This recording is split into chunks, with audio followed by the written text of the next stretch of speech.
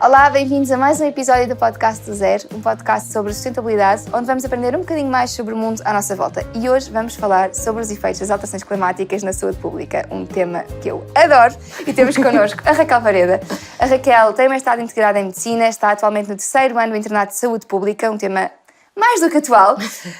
Tem ainda um curso de especialização de saúde pública, uma pós-graduação em ação humanitária e é consultora do Instituto de Saúde baseada na evidência, mesmo daquelas pessoas que eu gosto. Aliás, já falei muito de ti, Raquel, as pessoas já sabem que nós nos conhecemos, por menos aquelas que já acompanham há um tempo. E acabaste de vir da ONU. É verdade, sim senhor, sim. Numa missão, explica-me, não percebo nada. Sim. Okay. Estive a fazer um estágio com a Missão Permanente de Portugal junto da Organização das Nações Unidas, a Imigração, a Ação Humanitária e Saúde. Porque, e esta é a parte gira, as alterações climáticas vão afetar a saúde pública através de várias coisas, entre as quais a migração. Exatamente. E é nisso que tu debruças. Exatamente. Explica-me, conta-me. Sim. Sobre a migração ou sobre a saúde de uma vamos forma... começar no geral e depois a seguir vamos à migração, que é mais específica. Ok, exatamente. O que é que vai acontecer em termos de saúde pública com as alterações climáticas? O que é que está a acontecer? Primeiro já está a acontecer. Exato. Infelizmente, as alterações climáticas são um dos grandes problemas de saúde pública do nosso século, atualmente, e se não fosse a pandemia Covid, provavelmente era o principal problema de saúde pública atualmente. No entanto, tem sido assim um bocadinho difícil para os profissionais de saúde pública explicarem como é que as alterações climáticas impactam todos os setores da sociedade, porque às vezes são coisas que não são muito óbvias e são insidiosas que vão acontecer ao longo do tempo. No entanto, existe um impacto das alterações climáticas que é muito óbvio, muito direto e que costuma acontecer no verão e assim é uma coisa óbvia das pessoas perceberem, costumam ser os choques de calor ou as insolações que as pessoas costumam falar dessa forma. E isso são realmente consequências muito diretas, não é? Exatamente, das alterações climáticas, que é aumenta a temperatura e o nosso corpo começa a tentar libertar o calor para tentarmos reduzir a nossa temperatura interna. A nossa temperatura interna que não pode ultrapassar de valores muito elevados. Isso... Para os homens, 35 graus, 36 já é febre, não é? É só porque o meu marido é assim. Sim, eles costumam queixar-se um bocadinho mais.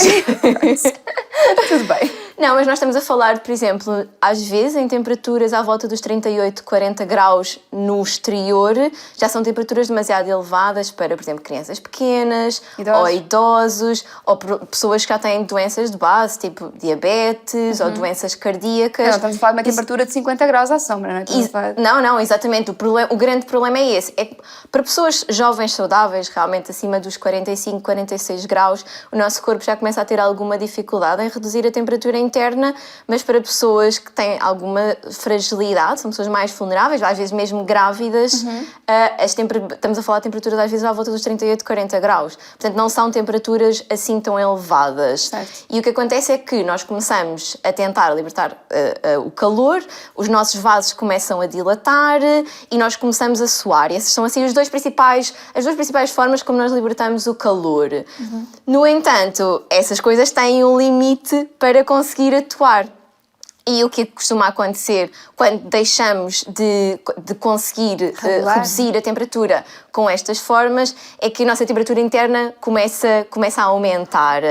E vocês têm que imaginar que se o nosso sangue está a ir todo para a nossa pele, porque os vasos estão muito dilatados na pele, o que vai acontecer é que o sangue vai ser um bocadinho desviado dos órgãos internos e um bocadinho desviado do nosso cérebro. Portanto, nós começamos a ver assim, começa-nos a doer a cabeça, começamos a não conseguir falar tão bem, o nosso discurso começa a ficar um bocadinho mais arrastado, e portanto isto são tudo consequências, mais rápidas, são as primeiras consequências de a nossa temperatura interna está a aumentar. Se isto acontecer durante várias horas e a temperatura continuar elevada, o que acontece é que a nossa pressão arterial começa a descer, porque o nosso coração, que está a bater muito rápido, nós sentimos mesmo a bater, deixa de conseguir suportar este volume de sangue todo e os nossos órgãos internos começam a não receber sangue suficiente e as células começam a morrer porque não têm oxigênio, não têm nutrientes e, portanto, nós entramos num estado de falência multiorgânica e morremos. Eu estou aqui... Isto acumulou tudo até, vamos morrer. Sim, e infelizmente isto às vezes são coisas de 8, 10 horas em temperaturas muito elevadas, quando existe muita umidade, porque Por exemplo, quando existe muita umidade, significa que no ar existe muita água. Certo. Nós tentamos suar e a água deixa de evaporar da nossa pele, portanto não conseguimos reduzir rapidamente a temperatura. Esse é, por exemplo, um exemplo de... Acontece muito nos trópicos, então em situações em que as pessoas estão, por exemplo, a trabalhar no exterior, agricultura, a construção civil, sim, estas coisas podem ser realmente muito rápidas e assim que as pessoas se sentem, começam a sentir um bocadinho mal, devem dirigir-se imediatamente aos serviços de saúde ou fazer os possíveis para reduzir a temperatura interna, porque caso contrário pode evoluir rapidamente. Estamos a falar de beber água e de pôr-se à sombra? Estamos a falar de pôr-se à sombra, de tentar deslocar-se para sítios que sejam climatizados, e idealmente beber água, obviamente, para reforçar a hidratação. Obviamente que, então, em Portugal não é muito comum as pessoas morrerem deste tipo de choques térmicos. Sim. No entanto, é comum a desidratação levar à descompensação das doenças de base, doenças respiratórias, renais, doenças cardíacas. Isso e aí acrescido sim, ao facto de, à medida que temos mais ondas de calor, também vamos estar expostos a mais secas, a mais fogos, e isso tudo junto vai gerar ainda mais complicações. Exatamente, ou seja, isso é todo o outro espectro de impacto na saúde pública das alterações climáticas, que não são estas alterações óbvias de umas quantas horas e podemos realmente ficar numa situação emergente. Todas essas outras alterações que são um resultado direto de alterações do sistema terrestre, que é o aumento do dióxido de carbono, o aumento da temperatura e o aumento do nível das águas do mar, que não são coisas que são difíceis de transpor para a prática clínica diária. Claro. Há muitas variáveis, não é? Para se conseguir... Exatamente. Mas todas essas coisas são aquilo que nós, neste momento, na saúde pública, estamos efetivamente mais preocupados, porque são coisas cujos mecanismos acabam por causar um impacto na saúde. Por exemplo, o aumento da temperatura e o aumento do dióxido de carbono na nossa atmosfera. Nós sabemos que vai ter um impacto e vai aumentar a probabilidade de cheias, mas ao mesmo tempo a probabilidade de secas. As secas levam a incêndios. Os incêndios libertam, por exemplo, micropartículas, são matéria particulada na atmosfera que tem um impacto muito agressivo nas nossas vias respiratórias. São coisas que entram nos nossos pulmões, até às vias assim mais pequeninas e que promovem a inflamação, são coisas que promovem mais ataques de asma, são coisas que podem levar ao desenvolvimento de cancro do pulmão e portanto... Sim, é inalar fumo, não é? No fundo... Exatamente, é inalar fumo. Partículas de... Certo. Consequências diretas, ok, aumenta o calor, aumenta a nossa sensibilidade corporal ao calor e sim, se calhar no mundo mais ocidental é mais fácil dirigir-nos a um centro de saúde ou dirigir-nos a um sítio climatizado do que nos trópicos, não é? Se calhar... Exatamente. Mas nós temos que nos relembrar que mais ou menos 2/3 da população mundial vive em áreas que não são ocidentalizadas e que não têm acesso aos recursos que nós temos acesso, por exemplo, no nosso país. E mesmo assim, no nosso país, na saúde pública, nós temos planos de contingência que são feitos desde 2004, depois das grandes ondas de calor em 2003, que mataram mais de 70 mil pessoas na Europa. A Direção-Geral da Saúde começou a fazer planos de contingência. Lá está para garantir, em conjunto com a saúde, com as câmaras municipais, com a proteção civil, que nós temos locais, por exemplo, durante o verão, onde as pessoas se podem efetivamente deslocar para reduzir a sua temperatura corporal. Por exemplo, sem abrigo, pessoas com dificuldades económicas, existem esses locais montados que estão definidos nestes planos de contingência. Isso é uma coisa que nós efetivamente fazemos. No entanto, isso é nós que temos a sorte de viver em Portugal, porque muitas pessoas... 2/3 da população mundial, às vezes um bocadinho mais, dependendo daquilo que estivermos a falar, essas pessoas não têm estes recursos. É engraçado pensar que por morte de 70 mil pessoas mobilizou-se a Organização Mundial de Saúde e às tantas, com não sei quantos milhões de pessoas nessa situação, não se conseguem mobilizar tantos recursos, não é? Portanto, exatamente. Por exemplo, nós podemos ver poluição atmosférica que tem agravado muitíssimo por causa das alterações climáticas, mata mais ou menos 5 milhões de pessoas anualmente. A poluição atmosférica mata 5 milhões de pessoas? Exatamente. É a quarta causa mais comum de morte a nível global, é a nossa quarta causa de morte globalmente, mata mais ou menos 9 a 10% da população mundial anualmente, que equivale mais ou menos a 5 milhões de pessoas.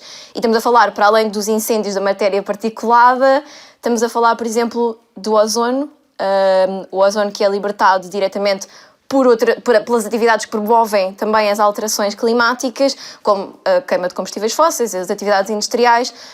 Mas não só, as alterações climáticas aumentam a temperatura e, portanto, o ozono, que é uma coisa espetacular quando está na estratosfera, que são as camadas superiores da atmosfera, e lá é espetacular porque filtra a radiação ultravioleta. Exatamente, ajuda-nos a não morrer queimados e a reduzir, por exemplo, os cancros da pele e afins. No entanto, quando aumenta a temperatura, por fenómenos físico-químicos, o ozono baixa para as camadas inferiores da atmosfera, aquilo que nós chamamos de ozono troposférico, e faz parte, é um dos componentes principais do smog.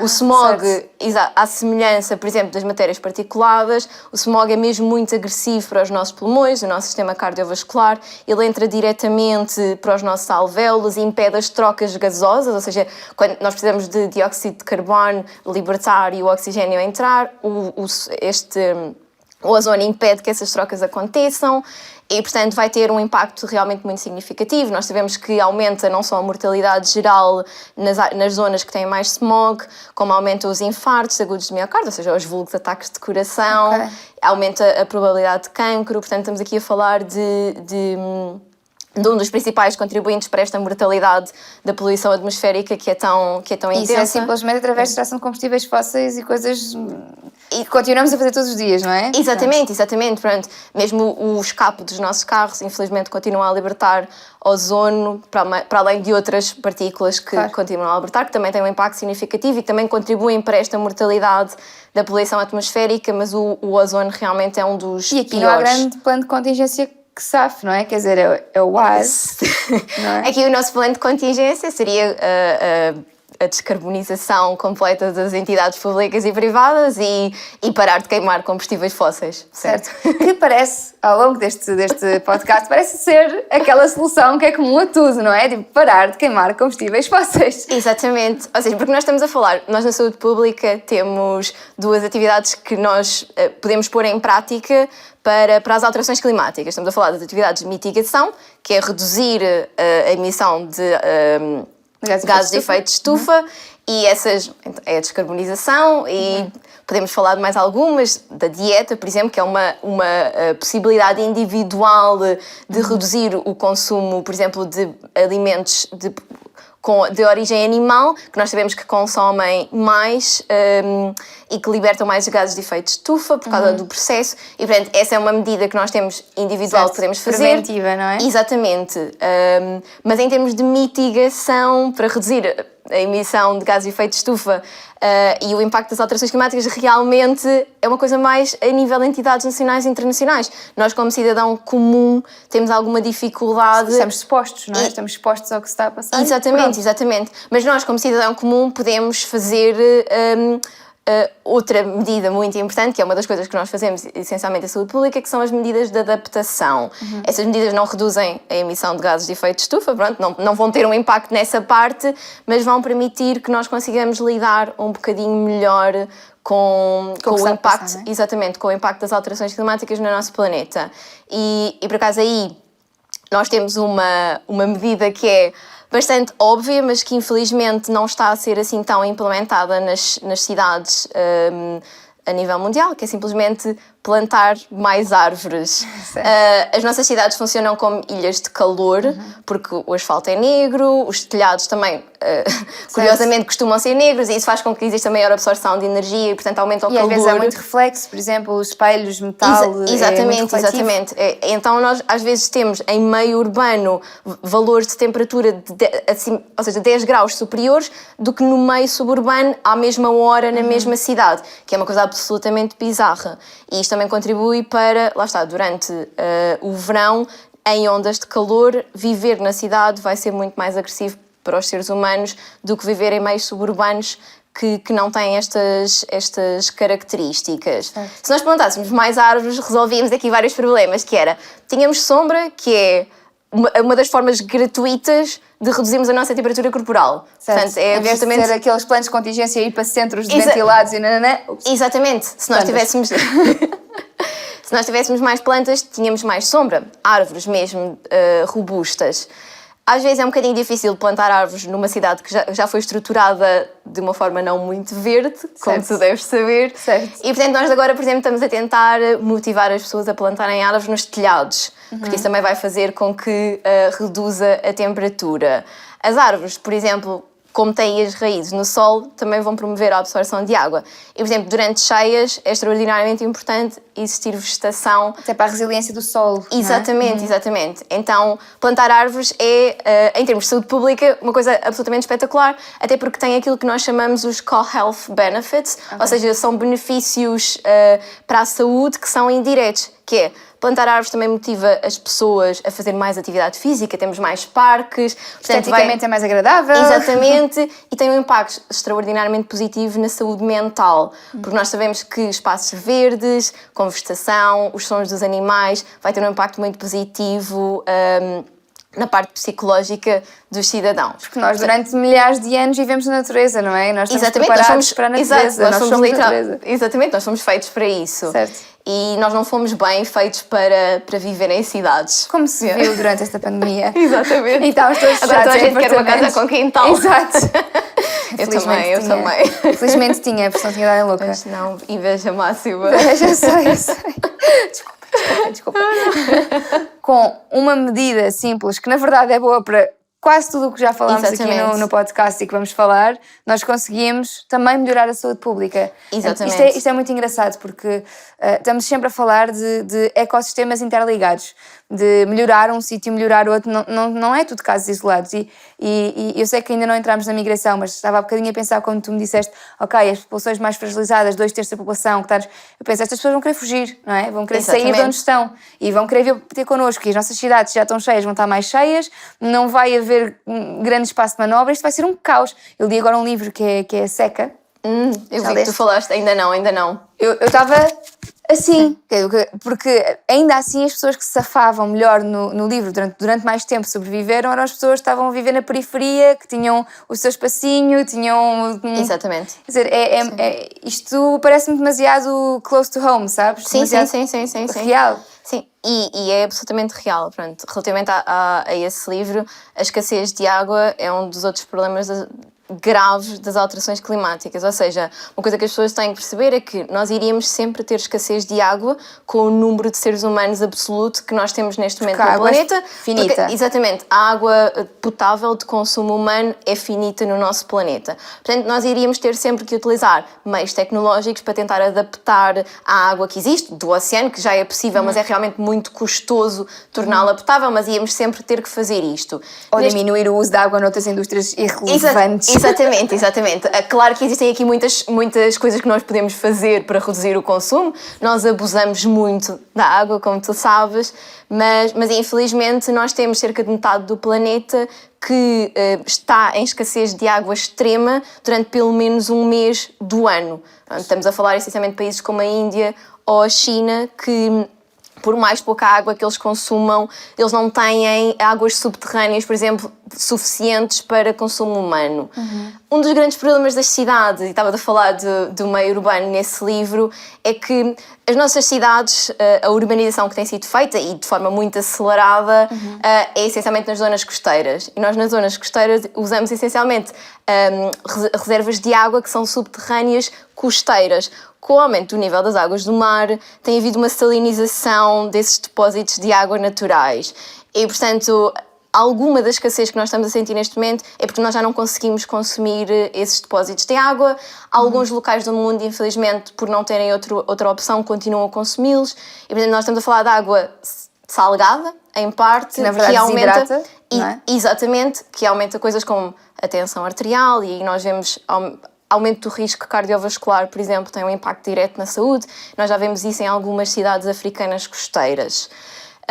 E, portanto, estas pessoas, por exemplo, África, Américas Latinas, Sudeste Asiático, são pessoas que vivem em condições que são muito mais impactadas pelas alterações. E que não lhes vão permitir sobreviver, não é? Exatamente.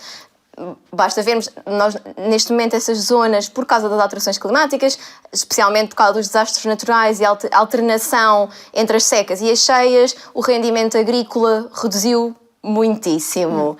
Eu acho que isso é uma coisa que a maior parte das pessoas não percebe, porque eu às vezes falo com algumas pessoas e digo, sim, mas chove nos dias e está seca noutros. Aquilo que é importante perceber é que quando há uma seca extrema, o solo desintegra-se. Então, quando vem água, o sol não absorve, não retém nada. Exatamente. A água fica à superfície e geram-se cheias. E isto é importante as pessoas perceberem, porque o sol está lá e está demasiado seco para conseguir absorver água. Isto parece um contrassenso, mas é isto que acontece. Exato. Se não há raízes para absorverem, o sol não tem nada, é areia, passa a água, ou neste caso não vai passar, vai ficar à superfície, vai ficar uma crosta que não vai deixar passar a água. E isto gera uma cheia. Portanto, não é boa notícia chover muito numa altura e ter uma seca extrema na outra. Exatamente. E isto é um problema. Sim, não, isso para os rendimentos agrícolas é absurdo. Portanto, e já houve anos, Índia, China e alguns países africanos, que eles perderam mais de metade do rendimento agrícola num ano, perderam-no em poucas semanas. E, portanto, vocês têm que imaginar o impacto que isso tem na vida de pessoas em países cujo rendimento agrícola é a esmagadora maioria daquilo que as pessoas comem. Isto a maior parte das pessoas não percebe isto, mas nós estamos a falar, 2/3 da população mundial retira as suas principais fontes proteicas e de nutrientes de fontes vegetais. E, portanto, essas pessoas vão depender diretamente... E essas pessoas, se calhar, devíamos estar a alocar a proteína animal que existe no mundo para essas pessoas. Exatamente. E nós, que somos os privilegiados, reduzirmos, não é? Exatamente. Sem dúvida. E o que é que estas pessoas vão fazer? Que era o que nós faríamos se estivéssemos na mesma situação. Vão tentar migrar para outros locais. Às vezes migram para cidades e, portanto, as cidades estão à procura de condições melhores, mas as cidades acabam por, em termos de condições higiene e sanitárias... Isso na Índia, estavas a falar da Índia, isso muito bem. Exatamente. E mesmo o impacto que isto vai ter, por exemplo, nós podemos falar do caso da Síria. Obviamente, nós não podemos descurar aqui a instabilidade política e as questões religiosas que aconteceram na Síria, mas nós sabemos que a seca, particularmente a seca entre 2005 e 2010, que foi uma das secas maiores na região de que havia história nos últimos 1000 anos, essa seca fez com que muitas das populações migrassem para Damasco e as tensões que já existiam em Damasco... acentuaram-se. Exatamente. Já tínhamos lá refugiados iraquianos por causa da guerra no Iraque e, portanto, essas tensões escalaram em 2011 e em 2012 temos o início da crise de refugiados. Portanto, tudo isto está relacionado. Nós não podemos ignorar o impacto que as alterações climáticas têm em todas as pessoas e particularmente nas migrações. Infelizmente, estas pessoas que migram e que tentam procurar refúgio noutros locais, condições de vida, as pessoas só querem comida para os seus filhos, essas pessoas não têm direito a um estatuto de refugiado. Porque o Estatuto de Refugiado internacionalmente... É para situações bélicas, exatamente, é consagrado para pessoas que ou estão a fugir de situações de guerra, ou estão a fugir de situações de discriminação sexual, religiosa, étnica. No fundo é quando a vida deles está em risco, mas o que não está contemplado é que a vida está em risco se não se alimentarem e não beberem água, não é? Exatamente. Portanto, estas pessoas acabam por ficar neste momento ainda um bocadinho à margem da lei em muitas situações, porque elas não têm condições para voltar para o seu país, literalmente não têm condições humanas para viver lá, mas também não lhes é dado os direitos num novo país, muitas vezes, porque não têm direito a esse estatuto. Felizmente, por exemplo, a União Africana já os considera na Convenção de Kampala, desde há alguns anos atrás, que é uma convenção para dar assistência às pessoas que migram, os deslocados e internos no país. Se calhar porque também, como sentem isso na pele, querem começar a dar um bocadinho... O continente africano é o continente mais assolado pelas alterações climáticas, portanto, eles já estão muito mais sensíveis que nós a estas temáticas. Também têm existido conversas na ONU para tentar alterar realmente este estatuto ou criar um estatuto específico para as pessoas que migram pelas alterações climáticas, mas ainda continuamos a aguardar. Como é que ainda não... como é que isto ainda não está legislado e não é? Quer dizer, parece tão óbvio. Parece óbvio, mas nós também temos que... Imagina, por ano migram mais de 20 milhões de pessoas por desastres naturais e pelo impacto das alterações climáticas. Sim, também vão para onde às tantas, não é? Exatamente. Estamos a falar de... Num terço do mundo não cabem 3/3, não é? É que na última década esta foi a principal causa de migração, mais do que refugiados por questões bélicas. E, portanto...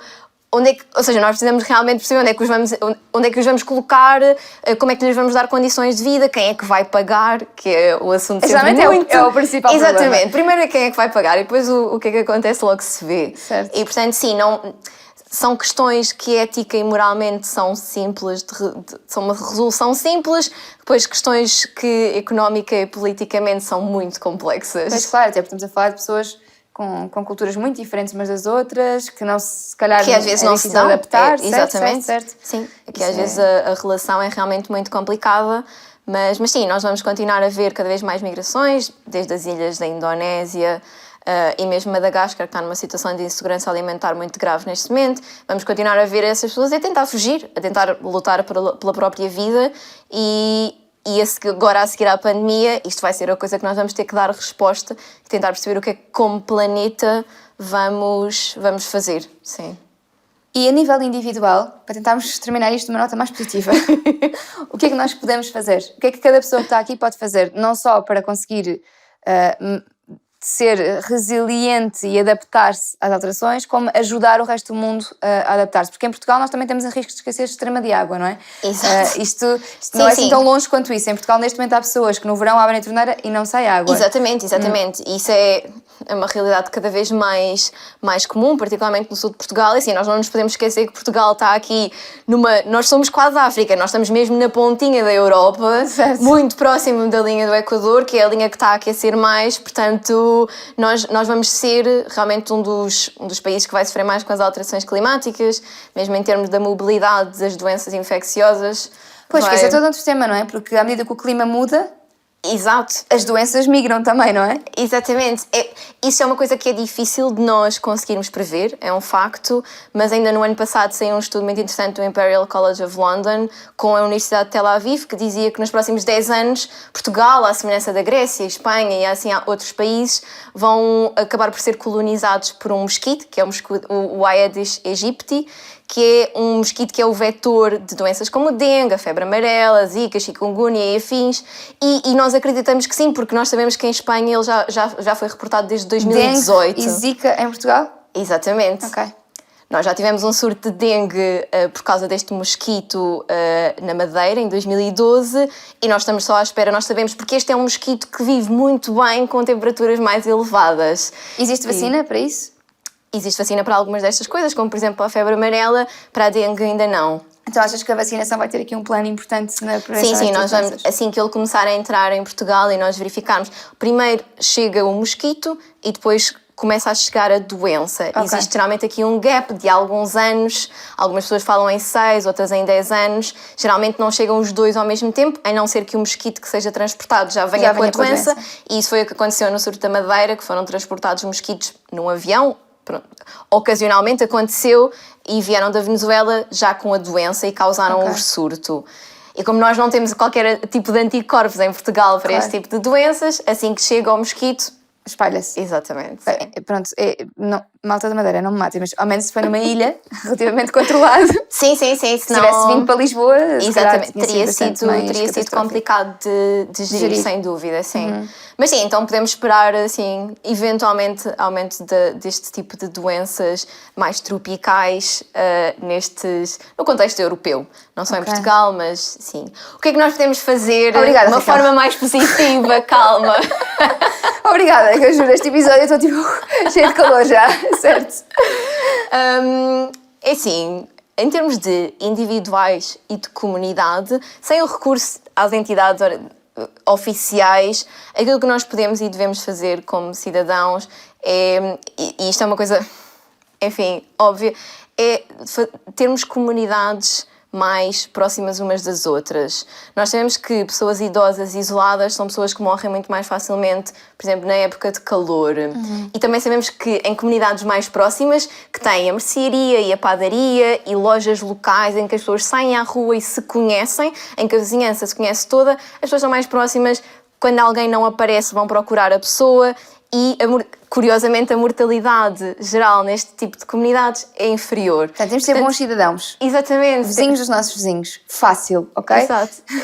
É uma coisa tão óbvia e que é boa para tudo, ou seja, é boa para as comunidades locais, é boa para os negócios locais. Sim, se calhar até há o café da esquina que no verão pôs o ar-condicionado e que está toda a gente a beneficiar e estão lá todos a beber uma água ou uma Exatamente. Claro que agora com o Covid tem que ser de máscara, certo.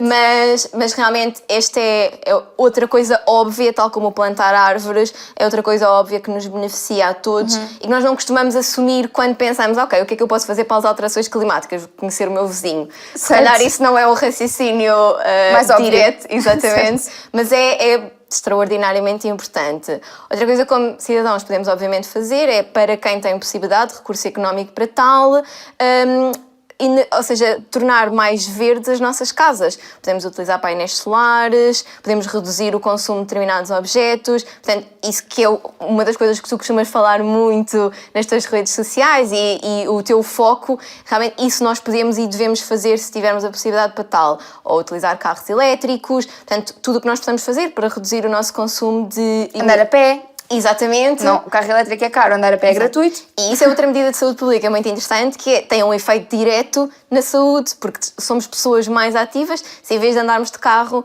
utilizarmos sempre uma bicicleta ou formos a pé, vai ser só coisas positivas para nós. Certo? É isso que eu noto. A maior parte, mesmo conhecer o nosso vizinho, mesmo aqui nós temos benefícios sociais, benefícios para a nossa saúde mental, temos benefícios para tudo, para as alterações climáticas, para a nossa saúde física, de sairmos um bocadinho de casa, irmos respirar ar. E é isto que temos vindo a ver nos episódios e que vamos provavelmente continuar a ver ao longo da temporada. Cada medida que vai mitigar as alterações climáticas tem vai imensos agir impactos exatamente positivos. Mesmo a nossa felicidade, não é? Sim. Parece tão óbvio. Sim, nós somos seres vivos sociais, portanto, conhecer o nosso vizinho e parar para conversar, ir à rua com o cão, isso é extraordinariamente importante para nós, especialmente agora que estamos numa pandemia e que tivemos tanto tempo enclausurados em casa e já estamos a ver os impactos na saúde mental que isso teve.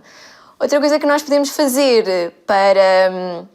Pronto, em termos individuais, e tu sabes que eu sou vegan já há vários anos, é realmente reduzir o nosso consumo de proteína animal, produtos animais de uma forma geral. Aquela médica, ok? É saudável, é seguro. É perfeitamente seguro em todas as idades. Claro que tem que ser feito de uma forma pensada, ponderada, como deveriam ser feitos todos os regimes alimentares. Exato. Não é simplesmente só o arroz, essa só a batata. parte. Exatamente. A carne não tem de todos os nutrientes e minerais que nós precisamos no nosso dia-a-dia. Mas sim, pronto, realmente reduzir o consumo de produtos animais que consomem muito mais água, que levam à emissão de gases de efeito de estufa por causa das próprias indústrias, que levam à desflorestação e à desertificação. No fundo, estamos a alocar imensos recursos para alimentar um animal quando temos muitas pessoas que precisam desses recursos e muita...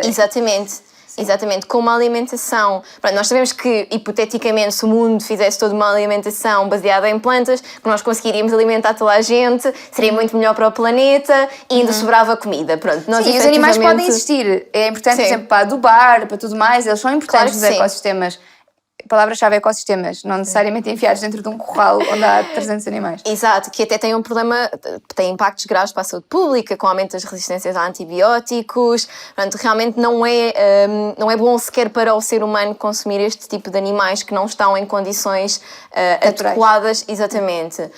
Não estou aqui a descurar situações de ilhas que têm que pescar, nem situações, obviamente, do continente africano, ainda há pouco falámos, cujo rendimento agrícola é tão baixo que as pessoas não conseguem consumir. Claro, estamos a falar da nossa posição privilegiada de quem está a ouvir aqui o podcast. Exatamente, e que pode efetivamente fazer essa mudança. E mesmo que a pessoa não se torne 100% vegetariana, não interessa, ou seja, reduzir já tem um impacto enorme, porque se toda a gente reduzir um bocadinho, se toda a gente passar ao jantar a fazer refeições vegetarianas, estamos a falar de 10 milhões de pessoas. Certo. Portanto, se todo o mundo ocidental fizesse isso, realmente o impacto que teria era muito intenso. Por isso essa é outra medida que nós podemos fazer. Conhecer os vizinhos, optar por energias mais verdes em casa, fazer uma alimentação de base vegetal, mas não assustar as pessoas, de base vegetal. Sim. Exatamente. Mas alguma assim importante para... ser boas pessoas.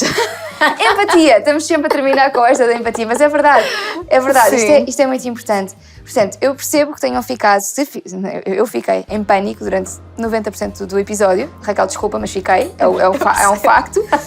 Mas existe aqui um outcome positivo das coisas que podemos fazer. Agradeço-te imenso teres vindo aqui ter comigo para falares um bocadinho.